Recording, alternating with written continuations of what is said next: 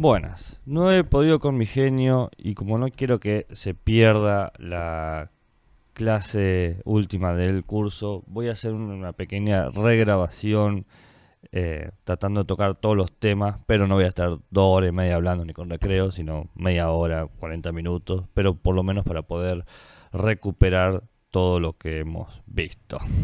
Entonces la última clase trata de ver sobre los caminos posibles de la filosofía práctica desde una lógica que yo llamo de lo abstracto a lo práctico.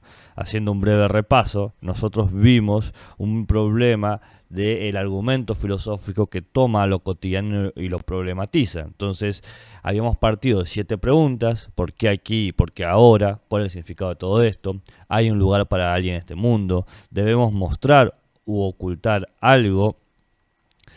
¿De qué puedo decir sobre el mundo? ¿Podemos conocer algo? ¿Qué es lo extraño y qué es lo familiar? Y a partir de esas preguntas encontramos otras preguntas de carácter filosófico e intento de responder. Por ejemplo, ¿cuándo me doy cuenta que estoy aquí ahora? ¿Qué estoy aceptando o rechazando de mí mismo, de la realidad? ¿En qué situación soy consciente de lo que me encuentro? ¿Qué tipo de exterioridades perciben de mí y qué tipo de interioridades percibo en mí mismo? Si necesito decir o modificar cosas sobre mí, si puedo ser simplemente un discurso monótono, qué conocimientos o ignorancias me son útiles, o qué cosas me emocionan de lo extraño y lo familiar. A través de estas preguntas, para pensar o darle pie a una filosofía de carácter práctico, nos empezamos a pensar o empezamos a reflexionar que el pensamiento filosófico tiene una fuerza teórica en sí, porque puede verbalizar aquello no enunciado, denotar los límites materiales e indicar posibles senderos para la vida. Pero el problema es que la fuerza que proporciona la filosofía para lograr estos objetivos es proporcional al esfuerzo que nos manda el pensamiento filosófico. Y para pensar muchas veces filosóficamente nos falta información, nos falta recursos, nos faltan hasta habilidades o prestezas. Entonces, este límite cognitivo de lo que nos falta, pero también con lo que nuestra vida está pidiendo, da lugar a que aparezca la idea de una filosofía con fuerza práctica que se adecue a esta tensión, que nos dé herramientas para preservar el estado que queremos preservar y que nos dé técnicas para prestar atención a las cosas que queremos prestar atención en la vorágine de la cotidianidad. Frente a eso hablamos de 4 requisitos: la reflexión personal, la orientación hacia una dimensión específica de la realidad, porque en la filosofía no puede responder todo sobre todo, no puede ser un todólogo, que nos acerque a los otros a una otra edad y que opere como una guía útil que pueda permitir ponernos a prueba en el mundo e identificar cómo resultamos de dicho examen, de dicha prueba.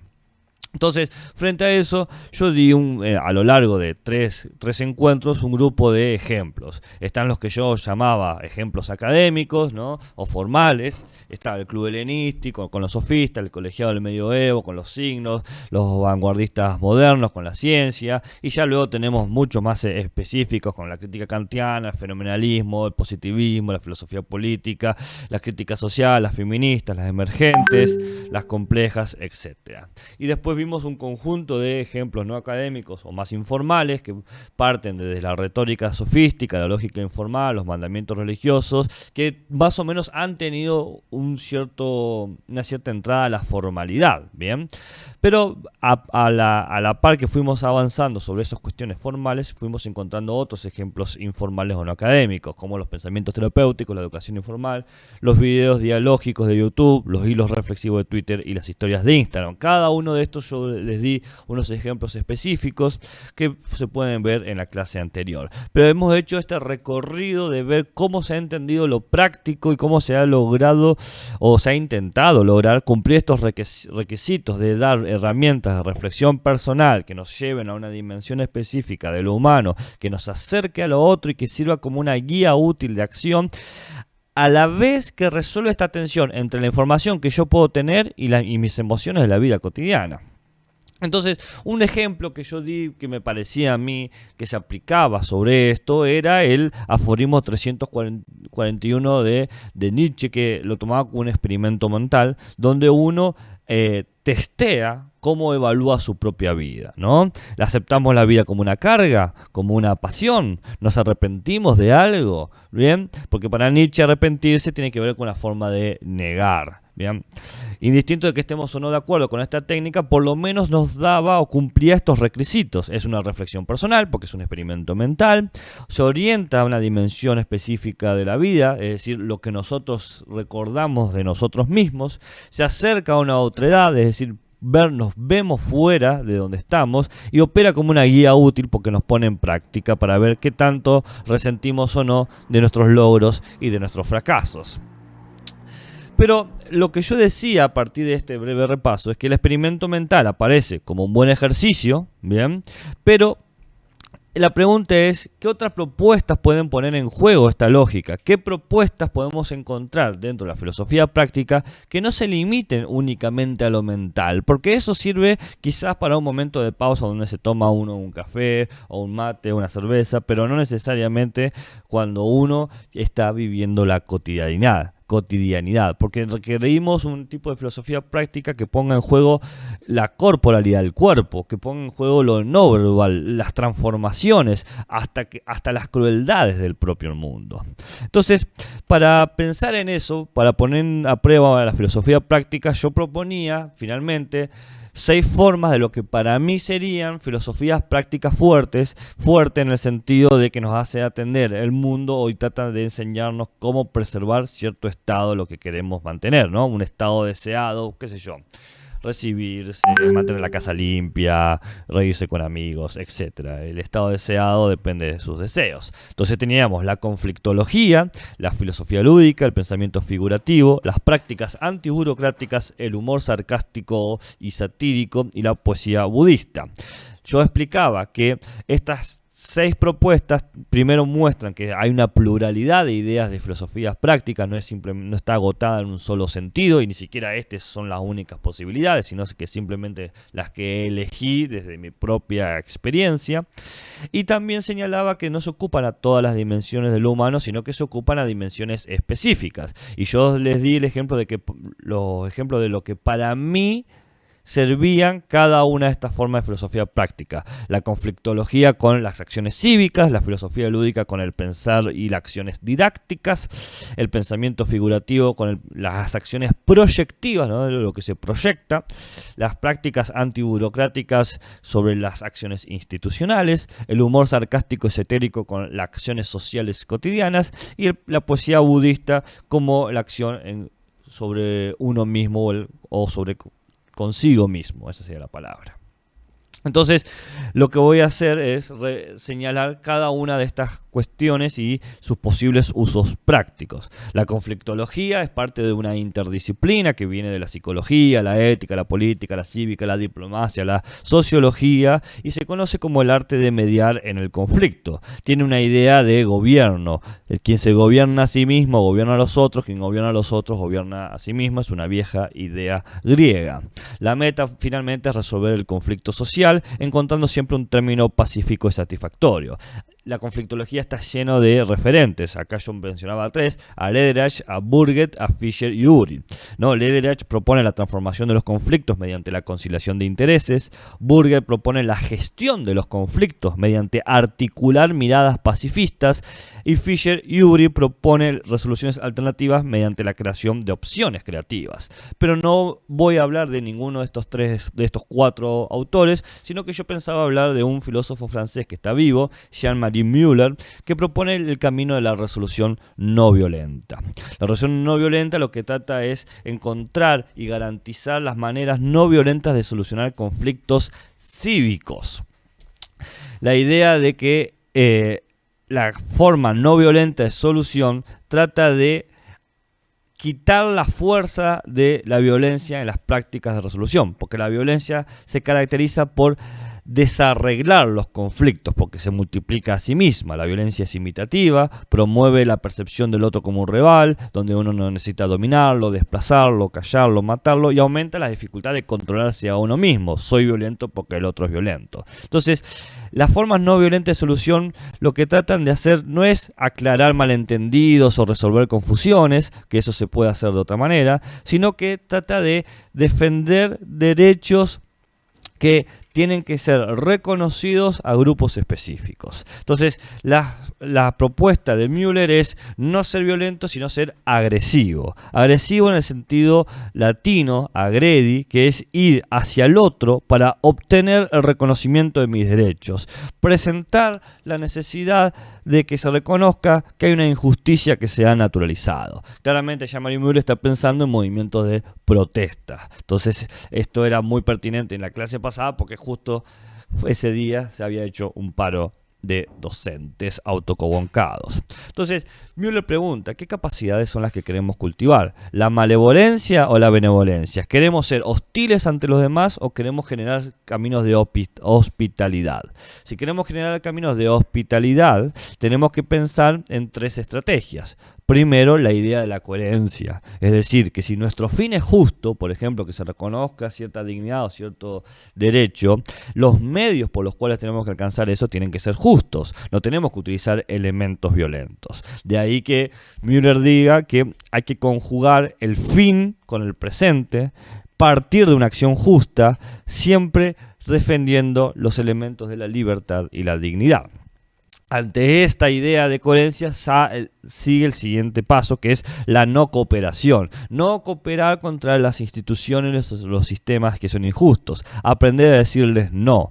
Y ese no es desobedecer civilmente ante el acatamiento de una ley que genera una injusticia sobre un grupo específico. Decirle no a aquella ley que inhibe la dignidad, la libertad y el respeto de grupos específicos. Claramente, al decir no a esa ley se genera un desafío, ¿no? Porque se está haciendo frente a un derecho o un conjunto jurídico. Pero este frente es hacer frente a una convención que es injusta. Muchas veces las instituciones o quienes organizan las instituciones, cuando se pone frente a pie o se genera un desafío a la convención injusta, se da o se motiva la represión. Pero, dice Müller, que se dé la represión lo único que hace es fortalecer nuestro argumento de resolver aquella ley que generó el conflicto. Recuerde que Müller está pensando en un nivel cívico. La represión siempre es pública, lo público lleva el testimonio y ser testigo obliga a pronunciarse al respecto. Se da la presión de la opinión y los poderosos se encuentran rehenes de su propio poder porque tienen que responder ante este desafío. Entonces acá Müller presentaba esta cita. O yo presentaba esta cita de Müller. No tengo nada que decir si me encuentro en prisión a causa de una acción violenta. Al contrario, si me encuentro en ella a causa de una acción no violenta, puedo expresar las razones por las cuales estoy allí. La no violencia no permite evitar la represión, pero la priva de cualquier justificación. Y es la violencia y la represión la que tiene el riesgo de desacreditar altamente a los poderes públicos. Aquí, la escogencia de la no violencia no es una cuestión de moral, sino de realismo y eficacia. Entonces esa era la propuesta de una filosofía práctica a nivel cívico desde la conflictología. La siguiente propuesta que había eran las filosofías lúdicas que hacen hincapié en la experiencia de los cuerpos.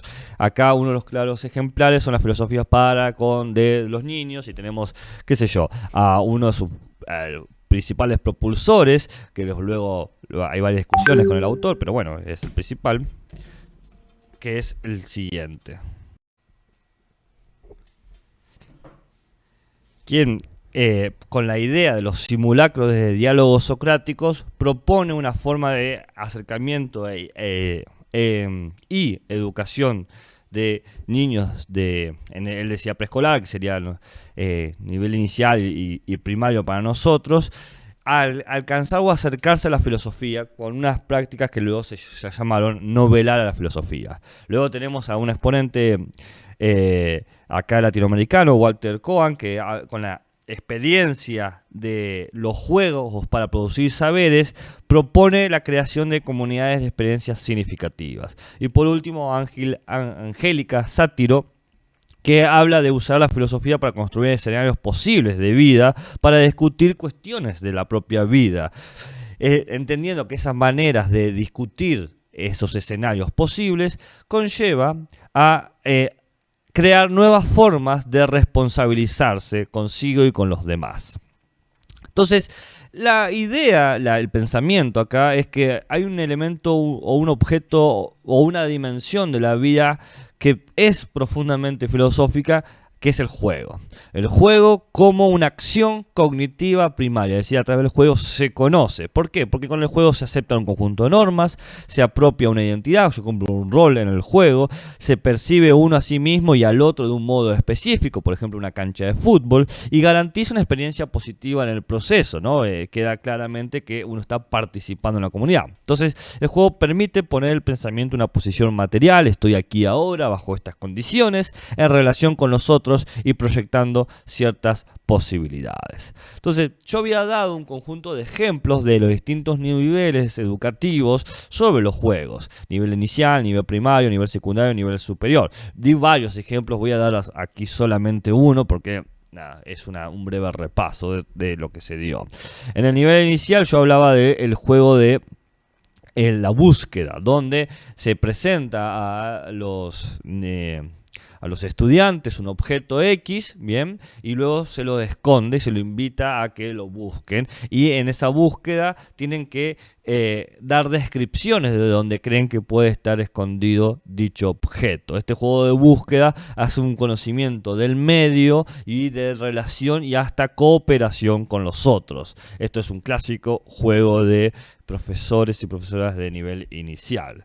En el nivel primario tenemos otro juego muy interesante que es la estrella mía, donde cada estudiante tiene una estrella, ¿no?, de papel o de cartulina, y escribe 3 cosas positivas sobre sí mismos, sin poner su nombre. Se juntan todas las estrellas así construidas en una bolsa, una caja, un sombrero, y se va sacando y lo lee cada uno, lo lee el docente o la docente.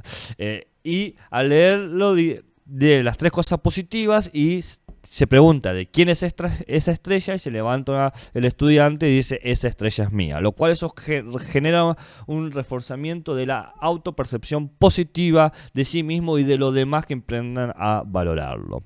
Después en el nivel secundario están lo que se llaman las cartas literarias, que uno escribe hacia un personaje o un personaje histórico o ficticio. En este caso puede ser filosófico, esperando que le responda y escribe también la respuesta de la carta. En ese juego se toma proyecciones de cómo me podría responder este sujeto ante mis preguntas. Por ejemplo, preguntarle a Kant por qué nunca salió de Königsberg, ¿no? Y entonces imagínense qué respuesta podría dar este filósofo. Y en el nivel superior, es decir, en el nivel que estamos nosotros, hay varios. Creo que el más claro es la teatralización, que es donde uno claramente hace un acto performativo en relación a un concepto o un conocimiento. Uno de los ejemplos claros es personificar las emociones que te genera cierto conjunto de filosofías o ideas. Esto es muy interesante trabajarlo, por ejemplo, desde los análisis de las filosofías feministas.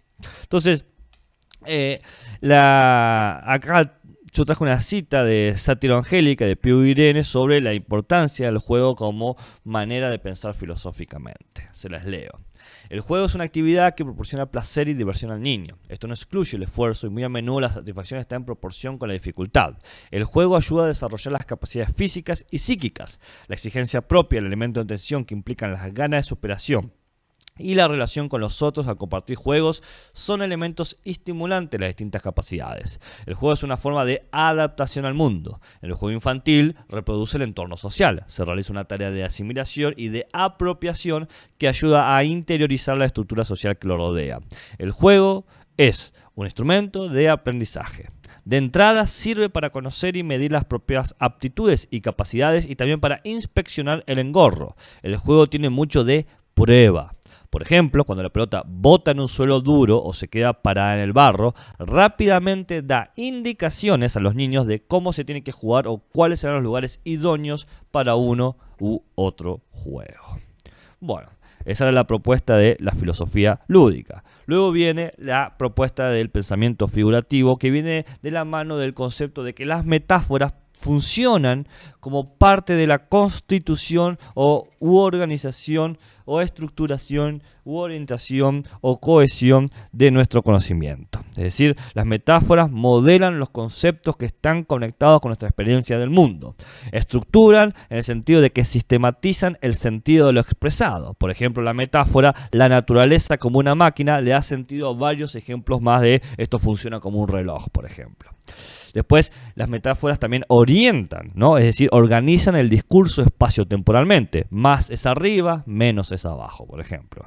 Las metáforas también cohesionan porque dan lugar a que se genere una integridad cultural. Por ejemplo, en Latinoamérica y parte de Occidente, la idea de que el tiempo es valioso mayormente se representa como el tiempo es dinero. Y por último, las metáforas son constituidas porque sustancializan, dan forma a ideas o nociones. Por ejemplo, trabajamos por la salud o trabajamos por el deporte o lo que sea.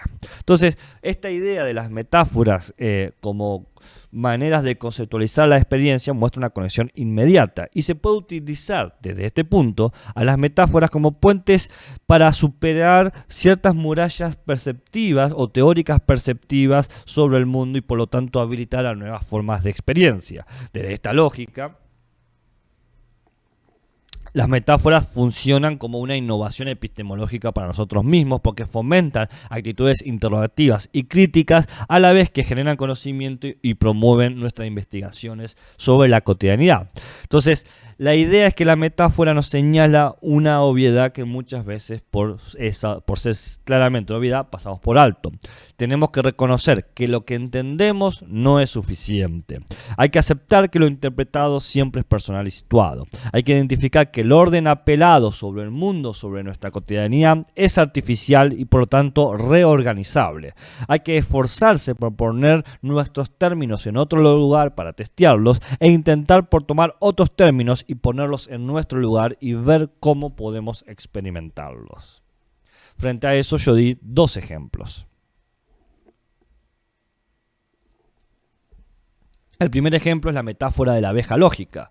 La idea es que si usted encierra a una abeja en una botella y le pone una luz en el fondo de la botella, la abeja va a ir directamente hacia la luz y no hacia la salida. El silogismo de la abeja, que es lógica, es la salida donde está la luz, allí hay luz, allí está la salida. El efecto de aplicar esta lógica es que la abeja muere por su lógica. Y esto da una enseñanza y rompe un obstáculo epistémico. No todo buen razonamiento es útil. Ciertos razonamientos son inútiles. ¿Por qué? Porque la teoría no vale por su lógica, sino por el aspecto donde funciona. El buen razonamiento no quiere decir que va a ser un buen razonamiento en todas las circunstancias, como en el caso de la abeja. De este punto vamos al contraejemplo. La mosca estética. Haciendo el mismo experimento, la mosca dentro de la botella y la botella en el fondo con una luz, la mosca no se dirige a la luz. La mosca va a revolotear y golpeándose por todos lados. La mosca no tiene un plan, la mosca no tiene una proyección, simplemente actúa directa y llanamente sin hacer ningún silogismo. Convencida de que no hay una solución final, finalmente encuentra una solución. Crea algo que antes no existía. Define un nuevo camino, en su resistencia crea y descubrir finalmente también es crear. Y acá hay dos metáforas claras. Estas metáforas no las inventé yo, las he sacado de este libro que tiene como 15 metáforas interesantes, el libro de Alonso y Ambrosini y Beraldi, Bestiario Epistemológico, donde da una precisión más clara sobre esta idea de la metáfora y su relación con la experiencia y el conocimiento. Les leo la cita. La metáfora no se concibe entonces solo como un símil, como un recurso retórico o un auxiliar del conocimiento objetivo, sino como una unidad en sí misma, generadora de sentido, que puede ser de máxima creatividad para permitir armar esquemas perceptuales. Estas nociones no se presentan solamente en la ciencia moderna, sino también en la antigüedad y en la época medieval, con lo que se pone de manifiesto que los obstáculos epistemológicos no son propios de una comunidad científica en especial o de una etapa de la historia del conocimiento, sino que están presentes en la historia de la ciencia y son son ellas las que en algunos casos han obstaculizado o en otros han facilitado las rupturas epistemológicas necesarias para la comprensión del mundo.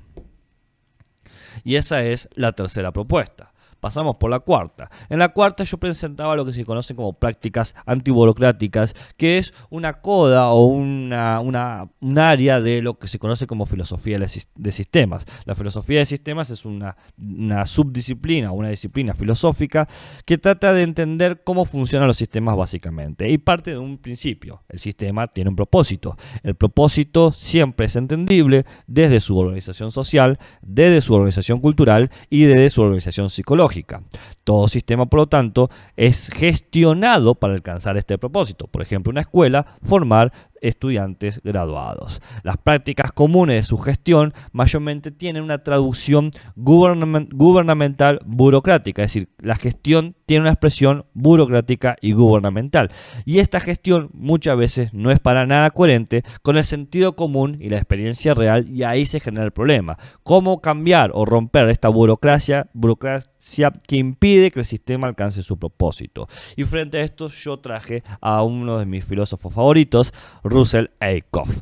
Russell Ackoff crea una idea de las leyes de las fallas de gestión que muestran por qué no funcionan mejor que la burocracia. Es una guía simple sobre el comportamiento diario de los directivos y de los subordinados en la estructura del sistema y ver cómo se puede solucionar. Entonces, él propone esto desde una situación. Hay que imaginar que tenemos que rediseñar la organización en la que estamos, por ejemplo, en este caso universitario, asumiendo que fue destruida anoche. Y las únicas limitaciones son que el diseño debe ser tecnológicamente factible, sin ciencia ficción, y capaz de sobrevivir en el entorno actual. La forma más efectiva de crear el futuro es cerrar o reducir la brecha entre el estado actual y el diseño idealizado, y para eso tenemos que pensar que tenemos que empezar de nuevo con las herramientas de ahora. Entonces Russell Ackoff da 10 diagnósticos y 10 antídotos sobre la burocracia que ustedes pueden aplicar en términos prácticos en su vida cotidiana. El primero es, cuanto más bajo es el rango, más saben sobre menos. Cuanto más alto es el rango, menos se saben sobre muchas cosas. El motivo es que por parte de los jefes es el miedo a perder el control y por parte de los subordinados es el miedo a equivocarse. El antídoto es, tenemos que concentrarnos en las preguntas, qué estamos tratando de lograr y cómo podemos apoyarnos unos a otros. El segundo diagnóstico dice, los directivos que no saben medir lo que quieren se conforman con querer lo que pueden medir. El motivo es que no le dan valor al trabajo que no pagan porque no pueden medirlo. El antídoto es sostener diálogos periódicos para que puedan comprender el valor que aportan X trabajo. Qué sé yo, el del docente, por ejemplo. El tercer diagnóstico dice, no hay nada que un directivo quiera que se haga que los subordinados educados no puedan deshacer. El motivo es que cuanto más poder sobre subordinados educados se ejerza, menos poder se tiene para lograr lo que se quiere. Hay una capacidad de respuesta del subordinado educado porque conoce el sistema mucho mejor que el propio directivo. Entonces, el antídoto es, se tienen que sentir algún tipo de conexión frente de los subordinados al directivo. Por ejemplo, una simpatía o una lealtad. El cuarto diagnóstico es, cuanto menos seguros están los directivos de sus opiniones, más vigorosamente las defienden. El motivo es que los directivos consideran inútil discutir con aquellos que no aceptan lo que consideran obvio, pero si se ataca a una de sus opiniones de lo que no están seguros, saltan irremediablemente a sus defensas. El antídoto es educar en la confianza en lo que se sabe y en lo que no se sabe. El quinto diagnóstico dice, cuanto más tiempo pasan los directivos tratando de deshacerse de lo que no quieren, es menos probable que obtengan lo que sí quieren. El motivo de esto es que al deshacerse de lo que no se quiere, es probable que se obtenga algo incluso más indeseable. El antídoto ante esto es centrarse en desarrollar aquello en lo que las personas ya son buenas y ya están motivadas para hacer. El sexto diagnóstico dice, un burócrata es aquel que tiene el poder de decir no, pero ninguno para decir sí. El motivo es que pueden encontrarse un número infinito de razones para rechazar cualquier propuesta, pero no pueden encontrar ninguna para aceptarla. El antídoto es eliminar las expectativas de cumplimiento y eliminar el miedo a hacer las cosas mal. El séptimo diagnóstico dice, cuanto menos importante es un problema, más tiempo dedican los directivos a discutirlo. El motivo es que la mayoría de las conversaciones la mayoría de las conversaciones son sobre lo que menos importa. Sería aquello sobre lo que la mayoría de nosotros sabemos más. Y cuanto más importa algo, menos sabemos al respecto y por lo tanto menos nos sentimos cómodos a discutirlo. El antídoto ante esto es que los problemas difíciles no suelen necesitar expertos para resolverlos, sino que necesitan personas dispuestas o arriesgadas a tratar de comprender, evaluar, tomar una decisión y luego hacer algo al respecto. Esto dentro de sistemas institucionales en funcionamiento. El octavo diagnóstico dice: cuanto más importante sea el problema para que un gerente solicite ayuda a los consultores, más inútiles y más costosas serán las soluciones obtenidas por esos consultores. El motivo es que los datos seducen a los directivos. Cuanto más quieren, incluso si es inútil, más hace sentir que se tiene un control. El antídoto es que hay que primar no a consultores externos, sino a consultores internos. Gente que trabaja sobre ese problema, gente que trabaja y que sufre ese problema. Equipos de resolución de problemas empleados a atravesar por el problema y que hay que confiar en las decisiones que ellos toman. El noveno diagnóstico dice que los gerentes no pueden aprender haciendo las cosas bien o solo haciéndolas mal. El motivo es que en la medida que se suprime el reconocimiento de los errores, también se suprime el aprendizaje. El antídoto es aceptar que los grandes saltos en el crecimiento y el aprendizaje van acompañados siempre de dificultad y de dolor. Y el décimo diagnóstico que nos ofrece Eickhoff es que la cantidad de irracionalidad que los ejecutivos atribuyen a los demás es directamente proporcional a la suya propia. El motivo es que tienden a considerar irracionales a todos aquellos, por ejemplo los subordinados, que no están de acuerdo con ellos en cualquier tema que sea. El antídoto es que entender que el mejor gerente o el mejor directivo está genuinamente interesado en saber lo que piensan los demás y tiene excelentes habilidades para escucharlos. Entonces, Russell Eickhoff, en sus cápsulas de Eickhoff, Administración en pequeñas dosis, nos presenta un poco este concepto de prácticas antiburocráticas de una manera mucho más sintética. Dice lo siguiente: si yo pudiera agregar una materia al plan de estudios en Administración de empresas, seguramente versaría sobre cómo ganarle al sistema. Ganarle al sistema significa conseguir que un sistema bien diseñado funcione mal o que un sistema mal diseñado funcione bien. Recordemos que los trabajadores descubrieron un procedimiento muy efectivo para hacer que las organizaciones que los empleaban no funcionaran bien: trabajar como lo indica el reglamento. Lo que casi nadie sabe es que si los gerentes se apegaran estrictamente al manual, también conseguirían que sus organizaciones no funcionaran bien. Violar de vez en cuando las reglas, pasarlas por alto, ganar al sistema es fundamental para la efectividad, por no decir para la supervivencia de las organizaciones, aún de las mejores. Y esa era la cuarta propuesta de filosofías prácticas. Ahora vamos con la quinta y anteúltima.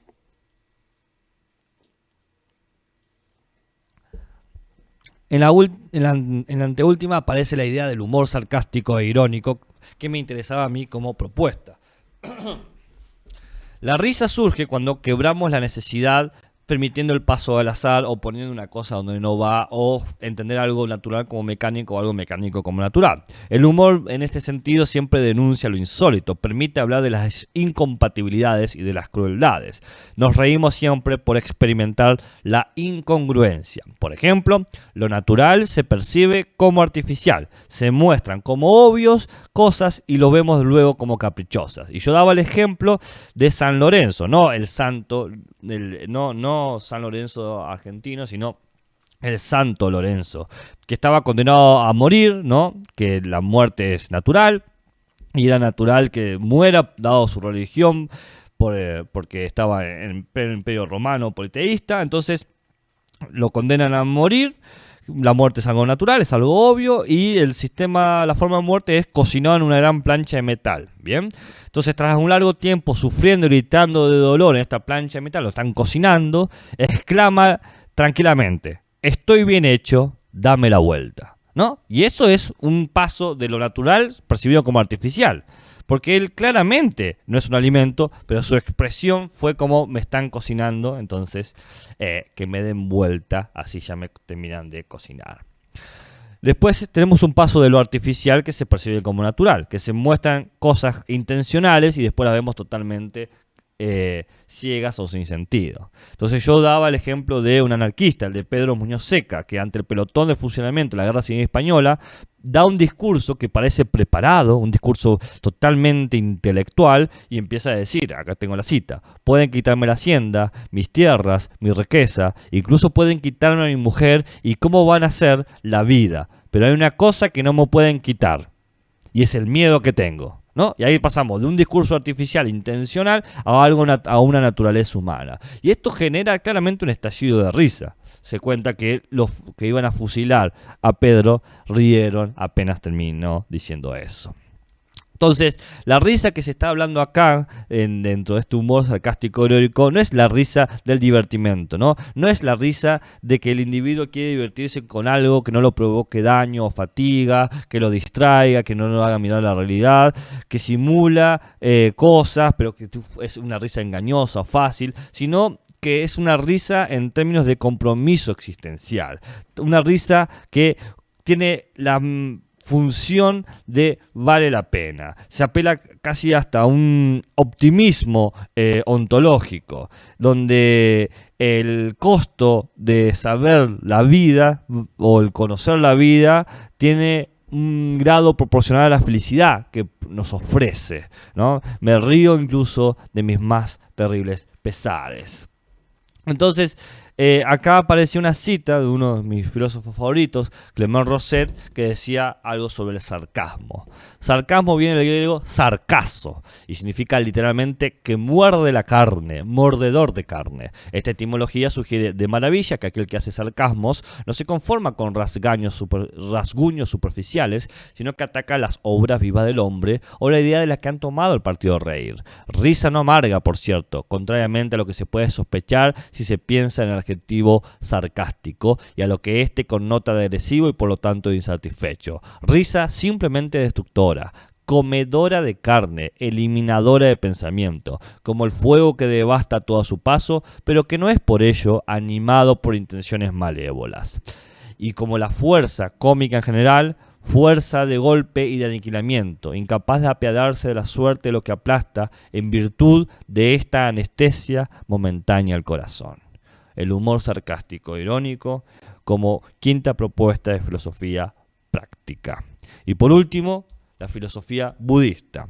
No la filosofía budista, sino aquella poesía que surge del budismo y del budismo taoísta particularmente, donde empieza a jugar otra idea sobre la permanencia, que es la idea que yo quiero rescatar aquí, que en las culturas del lejano oriente, un lejano oriente claramente ficcional porque no existe, pero bueno, tomemos ese imaginario, el centro se muestra como la caducidad, todo lo que se habita es singular y como el centro de la existencia también es una transformación. Donde uno habita, el mundo que se habita en realidad es como una posada, estamos de paso, es una experiencia finita, sin aposentos. Entonces aparece la idea de que el paisaje en realidad es como un viento. Nosotros culturalmente los occidentales entendemos el mundo en términos de un fotograma, una visión fija, mientras que muchos de estos pensamientos inspirados en Oriente tienen una idea del paisaje como no fijo, ¿no? Entonces como que se pierde, que se mueve, se derrama, aparece muchas veces la palabra esa, el derramamiento. Entonces en vez de paisaje tendríamos algo así como ventaje. Y estas cuestiones nos permiten entender muchas veces cuestiones sobre lo que están de paso en nuestra vida, que son finitas, singulares, que caducen y transforman. Entonces, por ejemplo, tenemos un poema de Bayó en Sendas de Oku que dice lo siguiente: cielo y tierra, el universo entero son una fonda es una posada, albergan a todos los seres en conjunto. Allí sol y luna son también meros huéspedes que corren en tiempos eternos. La vida en este mundo fugaz se parece un sueño.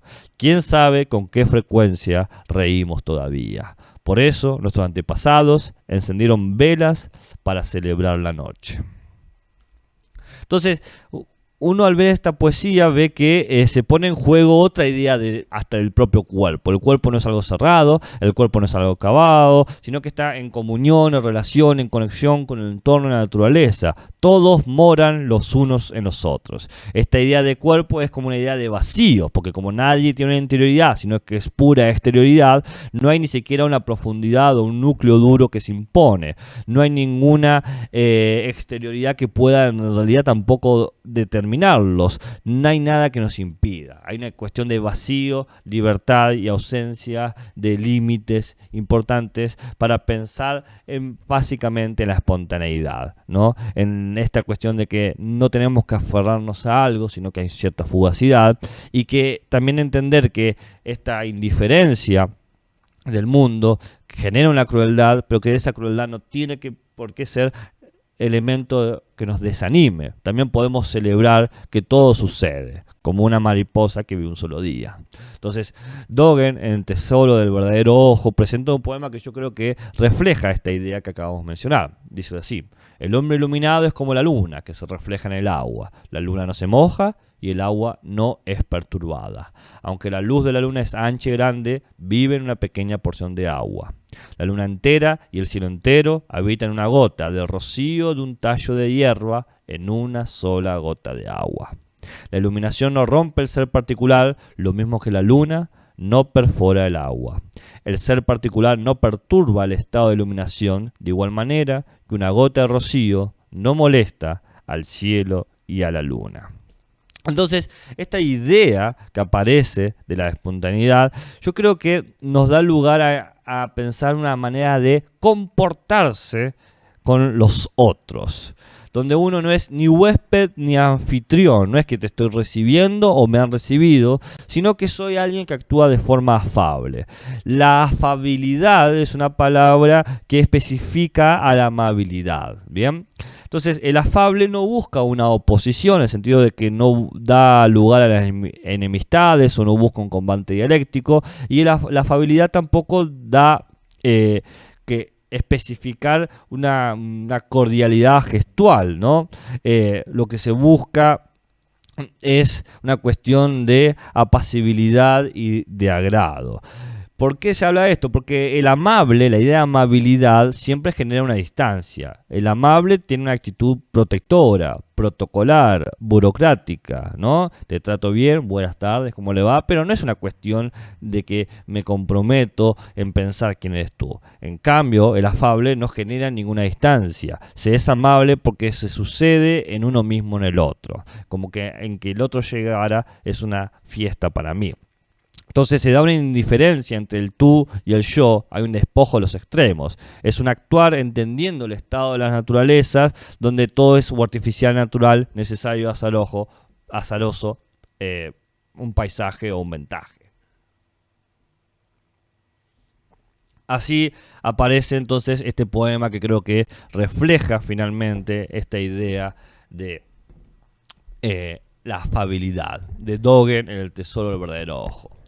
Montes y ríos, tierra, sol y luna, viento y lluvia, hombres, animales, hierbas y árboles, todas estas cosas multiformes que se muestran ahora, aquí y allá, son precisamente la elevación de la flor. También vida y muerte, y ir y venir son las múltiples formas y el resplandor de la flor.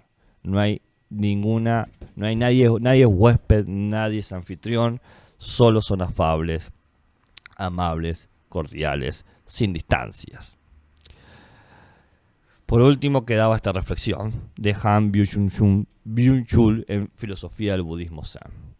Esta incesante actividad no es inherente a la nada del budismo zen. Este budismo no comparte aquel sentimiento occidental del mundo que está marcado por el afán infinito de devenir y de acción. La ejercitación del budismo zen consiste precisamente en liberarse de aquel impulso eterno. La nada del budismo zen es vacía, también en el sentido de que ni arde en sí, ni se derrama ni hierve, de que no tiene la plenitud del sí, no posee la interioridad, llena que en una inmensa plenitud se derrama hacia afuera. Bueno, eso era todo.